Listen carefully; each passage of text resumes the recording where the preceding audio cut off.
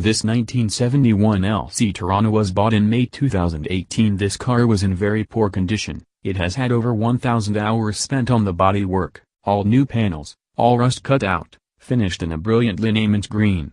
This is a full nut and bolt restoration. The engine is a fresh 202 board 60 thou with custom cam and triple Webers. The bulk of the remaining work will be finished in April 2019 with an additional 400 hours on mechanical and rebuild work to get it back on the road. It will be at car shows in the very near future, a piece of Australian muscle car history back from the dead.